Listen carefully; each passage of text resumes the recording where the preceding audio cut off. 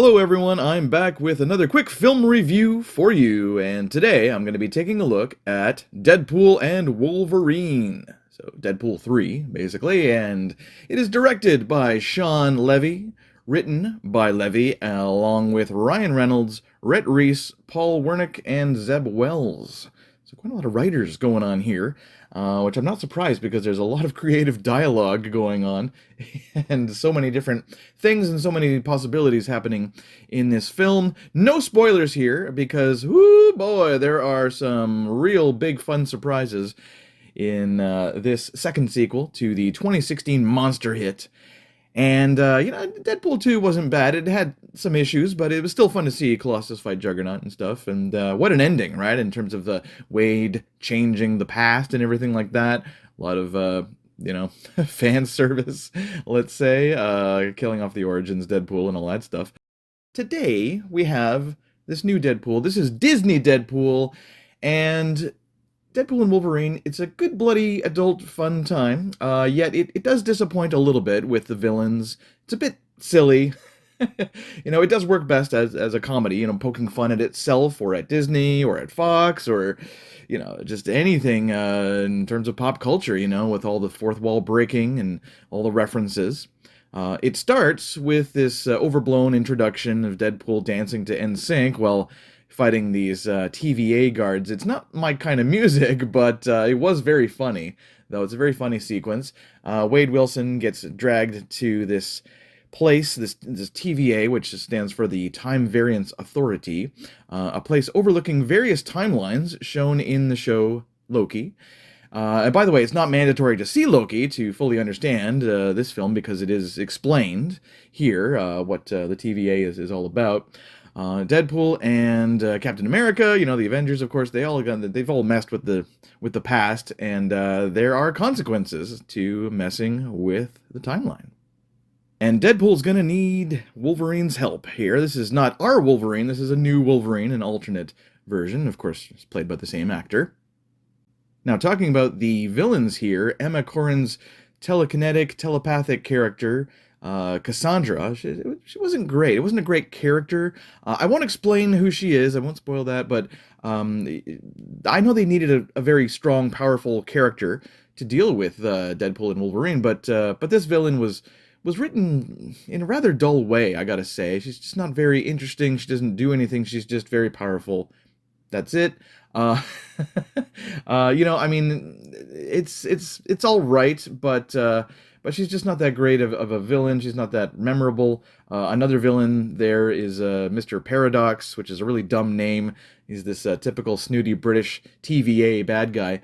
I wasn't crazy about the villains. I also got to say, like, the as expected, it wouldn't be a Deadpool movie without a lot of butt jokes, butt shots. But the sex jokes are getting a little tired. They are getting a little old. Too many butt shots, unless you're into that thing, right? I mean, if that's your thing, then, bon appetit, But anyway, it does look like the actors, Reynolds and Jackman, they're having a really great time up there on the screen. Hugh especially gets to swear the most, it seems, in this film. He drops a lot of F-bombs. So like I said, this Logan is very different from Logan in 2017, right? The one that died with X-23 there. But the two Wolverines here, they're very similar.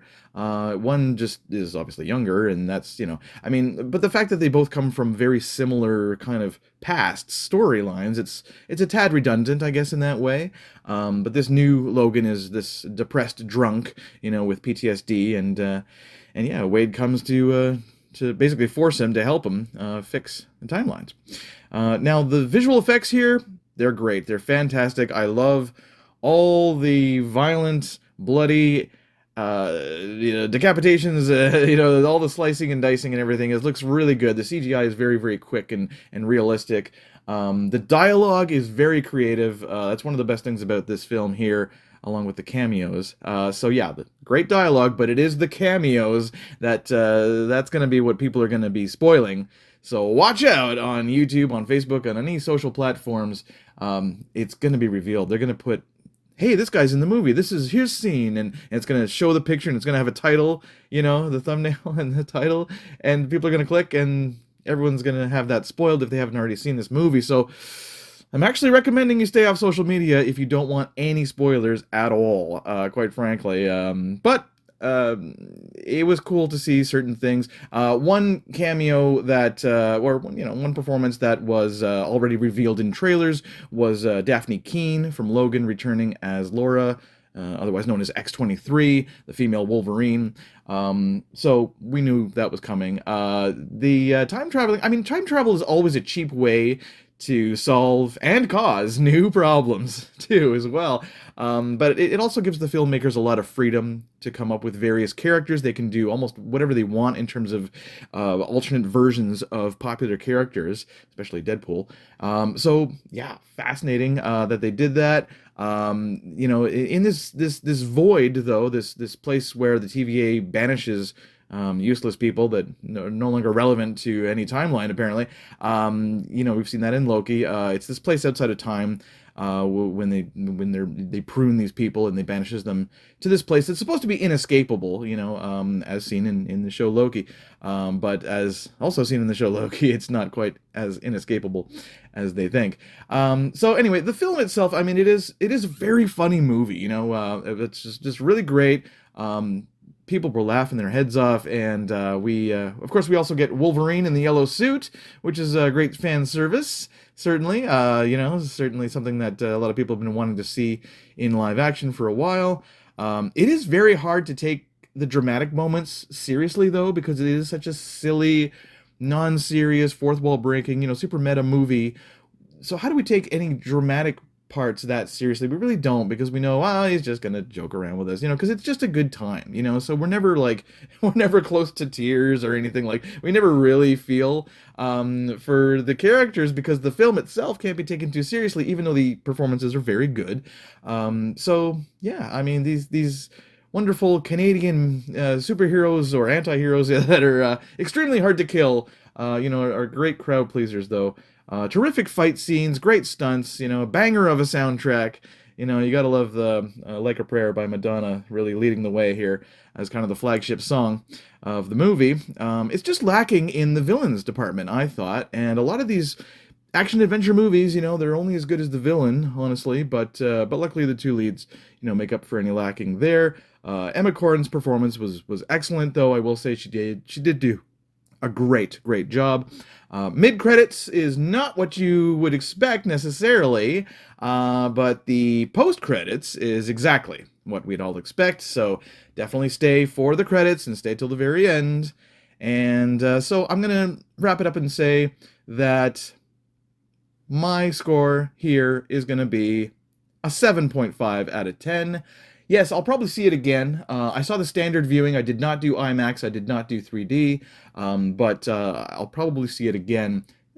See if my opinion changes a little bit. But it is a good movie. It's just not a great film. There could have been more stuff done with the villains and things like that. But that's my opinion. The audience at the sold out screening absolutely loved it. Just a ton of mega laughs in the aisles.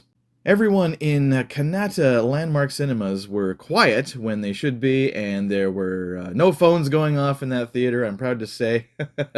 By the way, Kanata, Ontario, just outside Ottawa, that's where the NHL team, the Ottawa Senators, play, that Ryan Reynolds once wanted to purchase. So, just a funny little coincidence, I guess. But yeah, so it's a good movie, fun time, lots of laughs, great cameos, watch out for spoilers, but it could have been a bit better. So that's my score, 7.5. That's all for me, guys, and until next time, peace, bubs.